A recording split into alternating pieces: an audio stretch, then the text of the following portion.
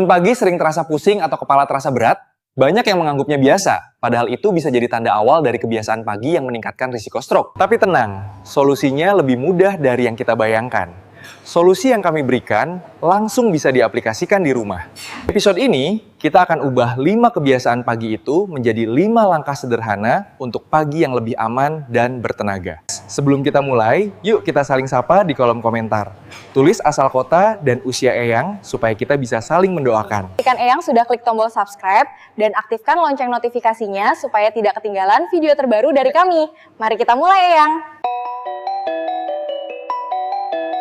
Selamat pagi Eyang Kakung dan Eyang Putri di seluruh Indonesia.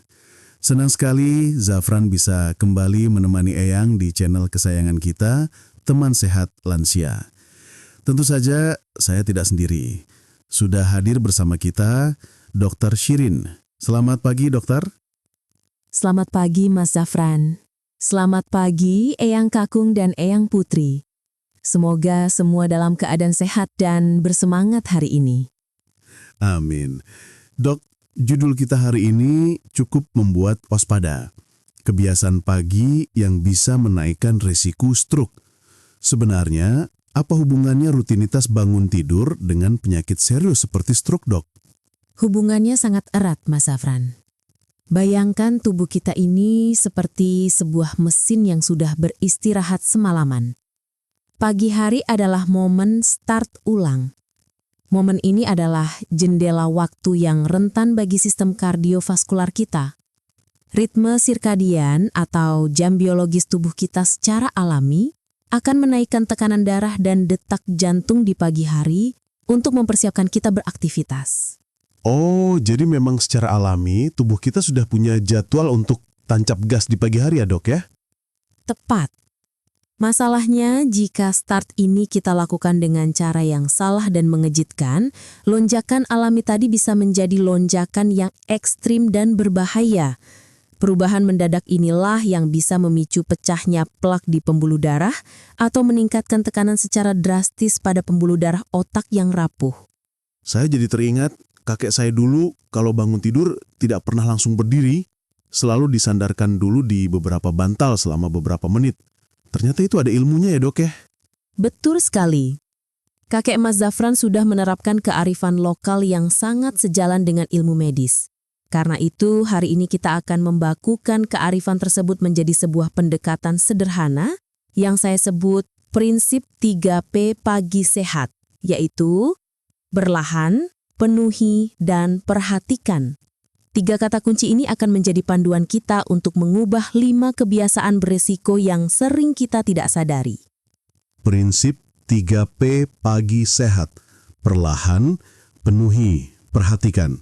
Sederhana dan mudah diingat. Nah, Eyang, penasaran kan apa saja 5 kebiasaan itu? Kita akan bahas satu persatu dan kita akan mulai dari kesalahan paling umum yang dilakukan bahkan sebelum kaki Eyang menyentuh lantai. Tetap bersama kami.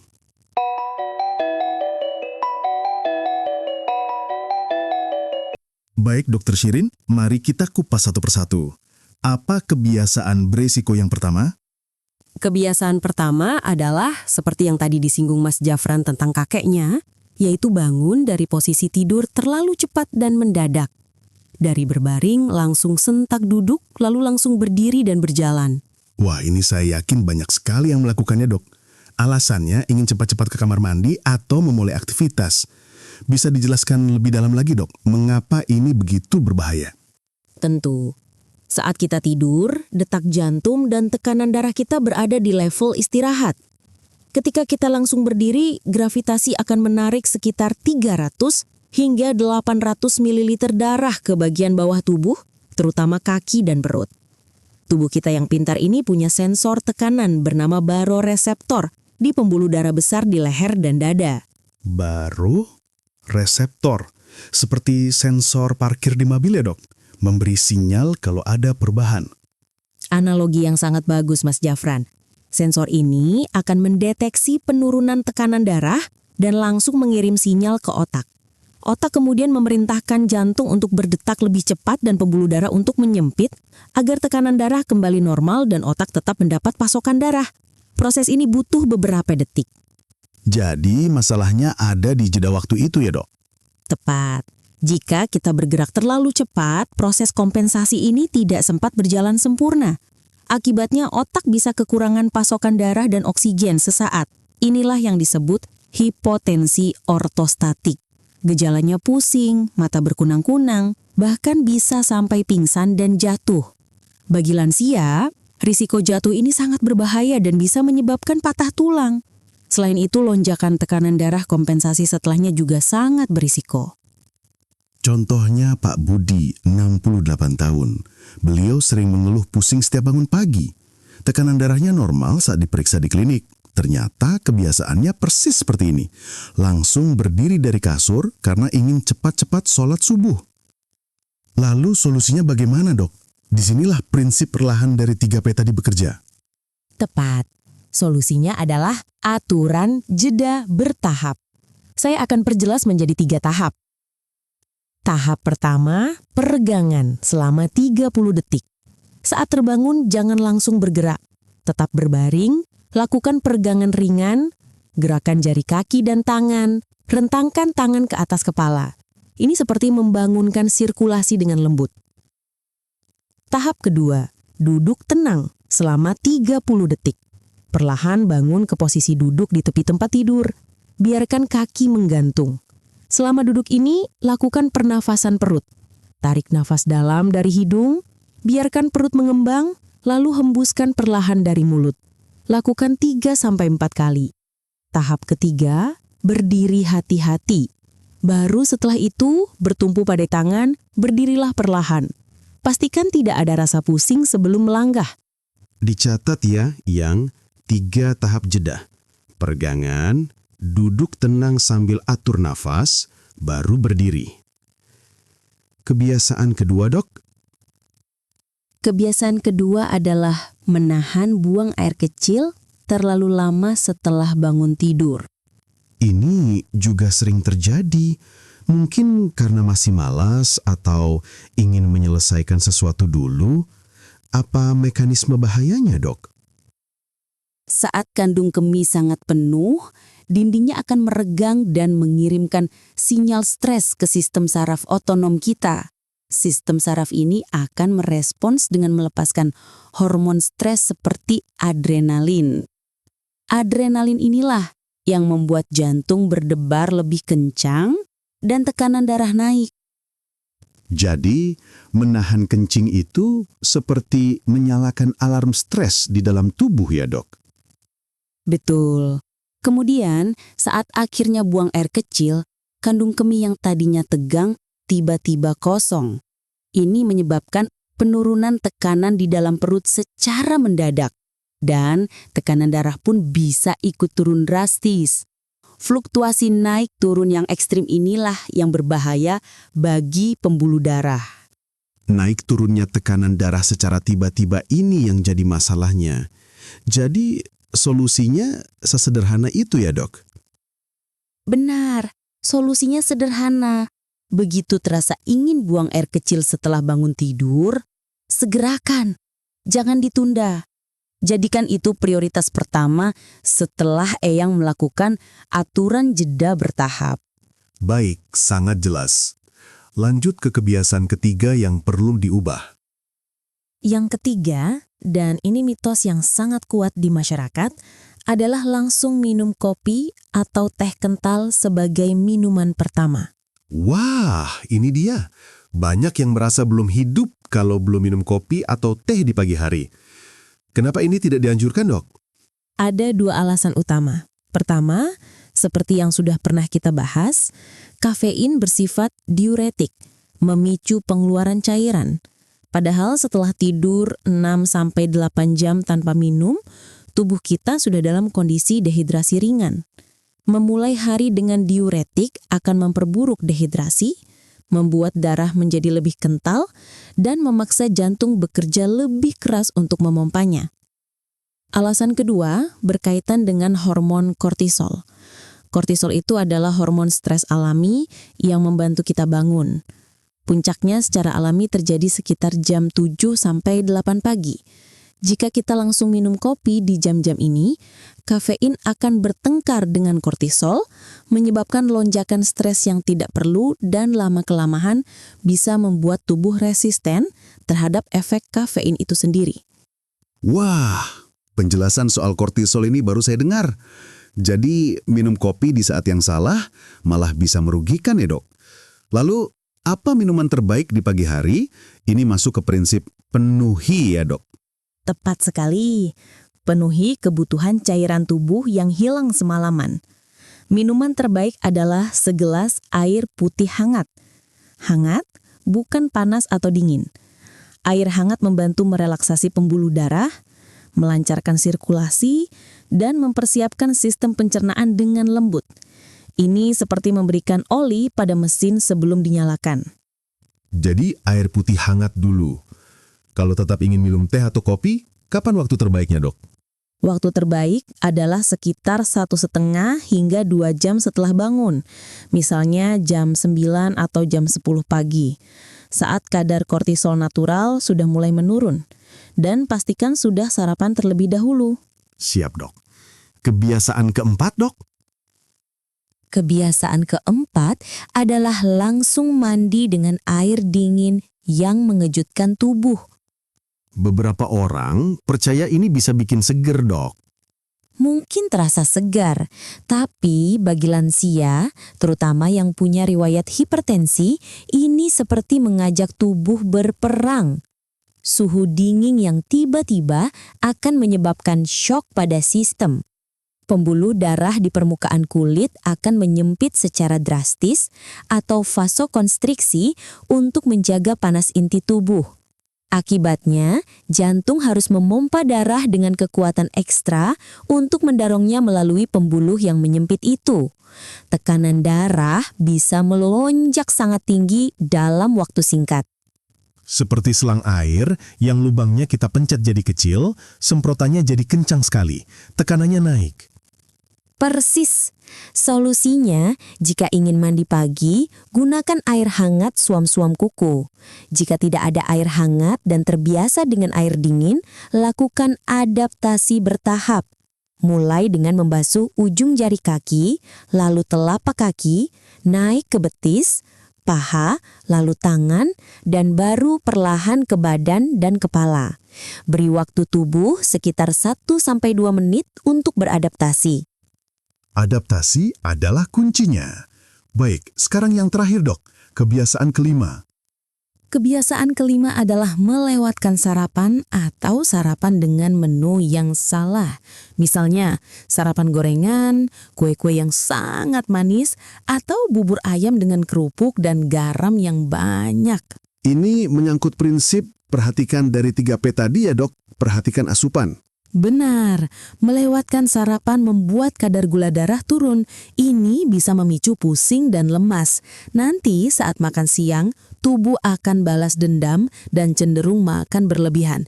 Sebaliknya, sarapan yang tinggi gula sederhana akan membuat gula darah melonjak cepat, lalu anjlok dengan cepat pula, membuat kita cepat lemas. Sarapan tinggi garam akan langsung menaikkan tekanan darah. Sarapan tinggi lemak jenuh akan membebani kerja jantung. Contohnya Ibu Siti 70 tahun. Beliau terbiasa sarapan hanya dengan teh manis dan 2 potong pisang goreng. Keluhannya sering lemas sebelum jam 11 siang dan tensinya cenderung tinggi di pagi hari. Lalu, sarapan ideal untuk lansia itu seperti apa, Dok? Bisa berikan beberapa contoh menu? Tentu, sarapan yang ideal itu seimbang, mengandung 3 komponen utama. Pertama, karbohidrat kompleks yang melepas energi perlahan. Contohnya oatmeal, nasi merah, roti gandum utuh, atau ubi rebus. Kedua, protein untuk menjaga massa otot dan membuat kenyang lebih lama. Contohnya telur rebus, tahu atau tempe bacem, atau segelas susu rendah lemak. Ketiga, serat, vitamin, dan mineral dari buah dan sayur. Contohnya potongan pisang atau pepaya, atau irisan tomat dan timun. Contoh menu praktis, menu A, semangkuk kecil oatmeal dimasak dengan air, diberi potongan pisang dan sedikit madu. Menu B, 2 butir telur rebus, selembar roti gandum dan beberapa iris tomat. Menu C, nasi merah porsi kecil dengan lauk tahu kukus dan tumis bayam sedikit garam. Wah, contohnya sangat praktis dan mudah dibuat. Jadi kelima kebiasaan sudah kita bahas tuntas. Tapi dok, masih banyak mitos-mitos lain di masyarakat tentang stroke. Kita akan bahas itu setelah ini. Kita kembali lagi di Teman Sehat Lansia. Dr. Shirin, tadi kita sudah bahas 5 kebiasaan. Sekarang mari kita luruskan beberapa mitos yang sering beredar. Mitos pertama, stroke itu hanya karena kolesterol tinggi dan makanan berlemak. Benar tidak, dok? Itu kurang tepat, Mas Zafran. Kolesterol memang faktor risiko penting untuk stroke sumbatan, tapi bukan satu-satunya. Faktanya, hipertensi atau tekanan darah tinggi adalah faktor risiko nomor 1 untuk semua jenis stroke, baik sumbatan maupun pendarahan. Kebiasaan-kebiasaan pagi yang salah tadi dampaknya langsung ke tekanan darah, makanya sangat berbahaya. Jadi, eyang yang kolesterolnya terkontrol tapi tensinya sering naik turun tetap harus jauh lebih waspada ya. Kalau begitu selain tekanan darah dan kolesterol, apalagi hal yang harus menjadi perhatian utama lansia, dok? 3 hal utama yang harus dipantau ketat oleh lansia adalah tekanan darah, gula darah atau diabetes, dan lingkar pinggang atau obesitas sentral. 3 hal ini yang sering disebut sindrom metabolik adalah trio yang sangat kuat dalam merusak pembuluh darah di seluruh tubuh, termasuk otak. Baik, mitos kedua, selama saya merasa fit, tidak pusing dan bugar, berarti sirkulasi darah saya aman dan tidak perlu khawatir stroke. Ini juga mitos yang sangat berbahaya. Hipertensi sering disebut silent killer atau pembunuh diam-diam karena seringkali tidak menunjukkan gejala sama sekali. Seseorang bisa memiliki tekanan darah 160/100 mmHg, tapi merasa baik-baik saja. Tidak pusing, tidak pegal di leher. Padahal di dalam tubuhnya pembuluh darahnya sedang stres dan beresiko pecah atau tersumbat. Gejala baru muncul ketika kerusakan organ sudah terjadi. Itulah pentingnya rutin cek tensi ya dok, walaupun merasa sehat, bukan menunggu ada keluhan. Wajib. Saya tidak bisa cukup menekankan ini. Miliki tensimeter digital di rumah dan ukur secara rutin di waktu yang sama setiap hari. Idealnya di pagi hari setelah tenang beberapa menit. Siap. Nah, Eyang, sekarang Zafran mau tanya ya. Tulis di komentar ya. Tulis angka 1 jika Eyang sudah terbiasa minum air putih hangat saat bangun. Atau tulis angka 2 jika masih sering minum teh atau kopi lebih dulu. Jujur saja ya Eyang, supaya kita bisa saling menyemangati. Lanjut dok, pertanyaan penting dari pemirsa. Bagaimana cara memulai rutinitas baru ini dengan aman, terutama bagi penderita hipertensi atau diabetes yang sudah rutin minum obat? Pertanyaan yang sangat bagus. Kuncinya adalah komunikasi dengan dokter yang merawat. Pertama, jangan pernah mengubah atau menghentikan dosis obat tanpa konsultasi.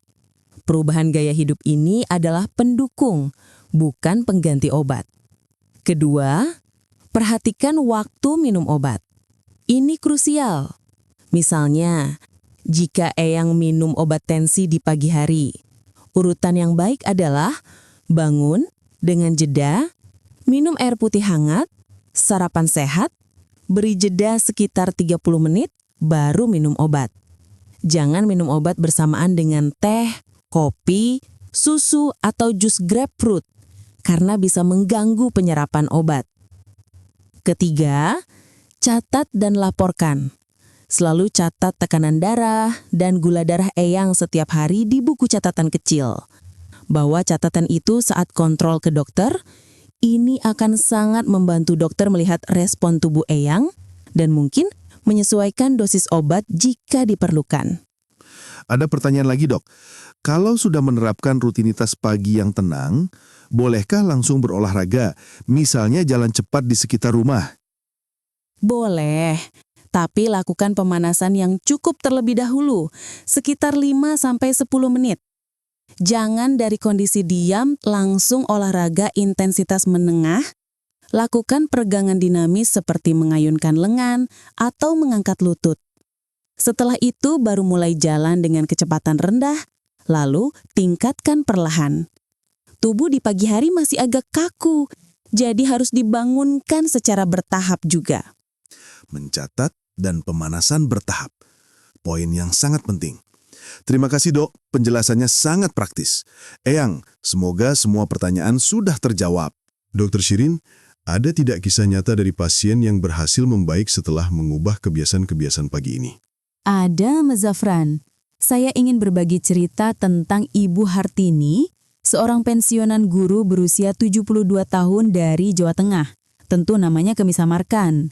Beliau datang dengan keluhan sering pusing hebat saat bangkit dari tempat tidur, sampai takut jatuh. Tensinya di rumah saat pagi hari sering mencapai 165/95 mmHg. Padahal obat sudah minum rutin. Beliau merasa cemas setiap kali membuka mata di pagi hari. Ketika kami gali, ternyata kelima kebiasaan beresiko tadi ada semua pada beliau. Bangun terburu-buru, tahan kencing karena ingin menyiram tanaman dulu, langsung minum teh kental, dan sarapannya hanya sepotong roti tawar dengan selai manis. Wah, paket lengkap ya dok. Lalu, apa yang dokter sarankan? Betul, lalu kami tidak mengubah obatnya sama sekali. Kami hanya meminta beliau dan keluarganya untuk berkomitmen mengubah 5 hal itu. Kami beri beliau tantangan 1 bulan pagi sehat. Dengan menerapkan prinsip 3P secara disiplin, keluarganya sangat mendukung, membantu menyiapkan air hangat dan sarapan sehat. Apa yang terjadi setelah 1 bulan dok? Di kontrol berikutnya, beliau bercerita dengan wajah berseri-seri. Pusing di pagi hari, berkurang drastis, hampir tidak pernah kambuh lagi. Rasa cemasnya hilang. Dan yang lebih penting, dari catatan tensinya di rumah, tekanan darah paginya jauh lebih stabil. Rata-rata berada di angka 135/85 mmHg. Beliau bilang, cuma modal sabar beberapa menit pas bangun tidur dan ganti sarapan, rasanya beda sekali dok. Kepala enteng, badan lebih seger. Masya Allah, kisah yang sangat menginspirasi. Perubahan kecil yang konsisten ternyata dampaknya besar. Secara ilmiah, adakah data atau penelitian yang mendukung hal ini dok? Tentu ada, meskipun sulit menemukan penelitian yang menguji kelima kebiasaan ini sekaligus, banyak studi besar yang mendukung komponennya. Sebuah meta-analisis di jurnal The Lancet mengkonfirmasi bahwa setiap penurunan 10 mmHg pada tekanan darah sistolik, resiko stroke berkurang sekitar 27%. Perubahan gaya hidup pagi ini secara langsung menargetkan penurunan tekanan darah. Penelitian lain tentang morning blood pressure surge atau lonjakan tekanan darah pagi menunjukkan bahwa transisi postur yang lambat dan hidrasi yang cukup dapat membantu meredam lonjakan ini hingga 15-20% pada lansia penderita hipertensi. Angka yang cukup signifikan untuk pencegahan. Bahkan, hidrasi yang baik di pagi hari juga terbukti meningkatkan fungsi kognitif dan kewaspadaan pada lansia. Jadi ini bukan hanya mencegah stroke, tapi juga bisa membantu daya ingat dan fokus ya, Bok. Manfaatnya ganda. Betul sekali, Mas Zafran. Ini adalah investasi kesehatan yang menyeluruh. Eyang Kakung dan Eyang Putri, tidak terasa kita sudah sampai di penghujung acara. Waktu berjalan begitu cepat jika diisi dengan ilmu yang bermanfaat. Saya akan coba rangkum 5 poin penting yang bisa kita bawa pulang hari ini. 5 kebiasaan pagi yang perlu diubah untuk menurunkan resiko stroke adalah: 1. Jangan bangun terburu-buru. Solusinya, terapkan aturan jeda bertahap. 2. Jangan menahan buang air kecil. Solusinya, segerakan ke kamar mandi sebagai prioritas pertama. 3. Jangan langsung minum kopi atau teh. Solusinya, awali hari dengan segelas air putih hangat. 4. Hindari mandi air dingin mendadak. Solusinya, gunakan air hangat atau lakukan adaptasi bertahap. 5. Jangan lewatkan sarapan sehat. Solusinya, pilih menu seimbang. Semuanya terangkum dalam prinsip 3P pagi sehat, yaitu perlahan, penuhi, dan perhatikan. Dr. Shirin, mungkin ada pesan penutup untuk Eyang semua? Tentu, Eyang Kakung dan Eyang Putri, kesehatan di masa tua adalah buah dari kebiasaan-kebiasaan kecil yang kita tanam setiap hari. Jangan pernah merasa terlambat untuk berubah. Memulai pagi dengan lebih tenang dan bijaksana adalah hadiah terbaik yang bisa Eyang berikan untuk tubuh Eyang sendiri. Ini bukan tentang menambah beban, tapi tentang menyayangi diri sendiri. Ingat, ini bukan lomba lari, Eyang. Ini adalah maraton kesehatan. Konsistensi kecil setiap pagi, hari demi hari, akan membangun benteng kesehatan yang kokoh di masa depan. Mulai besok pagi, coba ubah satu hal saja dulu. Rasakan bedanya, nikmati prosesnya. Pesan yang sangat menenangkan dan memotivasi. Terima kasih banyak Dr. Shirin atas waktu dan ilmunya yang sangat mendalam dan berharga. Sama-sama Mas Zafran. Sehat selalu untuk Eyang semua. Amin. Nah, Eyang Kakung dan Eyang Putri, jika episode ini bermanfaat, jangan lupa klik tombol subscribe, nyalakan loncengnya, dan bagikan video ini kepada keluarga atau teman yang Eyang sayangi. Satu kali share dari Eyang bisa jadi awal perubahan baik bagi orang lain. Tulis juga di kolom komentar kebiasaan nomor berapa yang akan Eyang coba ubah mulai besok. Kami senang sekali membaca setiap komentar dari Eyang. Saya, Zafran, pamit undur diri. Tetap sehat, tetap semangat, dan sampai jumpa di episode Teman Sehat Lansia berikutnya. Wassalamualaikum warahmatullahi wabarakatuh.